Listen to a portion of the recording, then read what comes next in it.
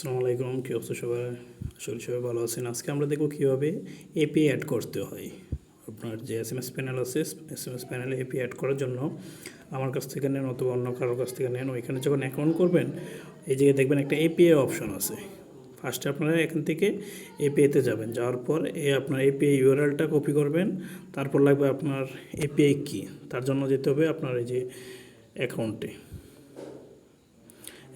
যাওয়ার পর একটু নিচে যাবেন, তারপর এখানে দেখবেন জেনারেট নিউ এপিআই কি। এই যে জেনারেট নিউ ক্লিক করলে এই যে উপরে দেখবেন আপনার এপিআই কি জেনারেট হয়ে গেছে, এটা কপি করবেন। তারপর হচ্ছে আপনার আমার কাছ থেকে প্যানেল নেওয়ার পর বা যার থেকে নেন ওইখান থেকে যাওয়ার পর প্যানেলে ফার্স্টে প্যানেল লগ ইন করলে হয়তো এরকম আসবে।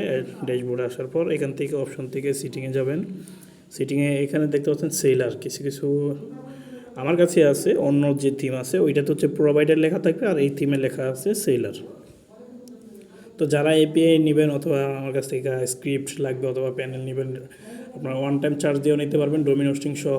আর হচ্ছে ডোমেন হোস্টিং আপনার নিজের থাকলে আমার কাছে নিতে পারবেন, অথবা আপনার ডোমেন কিনা আছে হোস্টিং আমার কাছ থেকে নিয়েও নিতে পারবেন। আর যদি মনে করেন কেউ স্ক্রিপ্ট নেবেন সেটাও নিতে পারবেন। আর যদি জাস্ট রেন্টে নেবেন, মান্থলি 100 টাকা রেন্টে আছে, 200 টাকা আছে, 300 টাকা রেন্টে আছে। যদি ওয়ান টাইম চার্জ দিয়ে নেন ওইটাও আছে, ডোমেন হোস্টিং সহ, ডোমেন হোস্টিং ছাড়াও। প্রাইস জানতে অবশ্যই আমাকে ইনবক্স করবেন, টেলিগ্রামে সার্চ করবেন জ্যোতি ল্যাব, ঠিক আছে।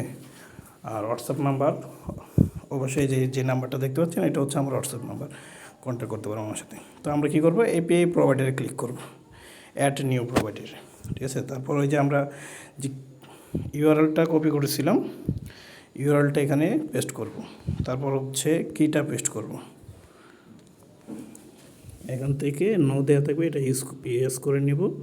দেন এগুলো কিছু লাগবে না, ঠিক আছে। এখন কী করতে হবে, অ্যাড প্রোভাইডারে ক্লিক করবেন। যে সাকসেস, প্রোভাইডার অ্যাড হয়ে গেছে, ঠিক আছে। এই যে ব্যালেন্স কত আছে অটোমেটিকলি এখানে চলে আসবে।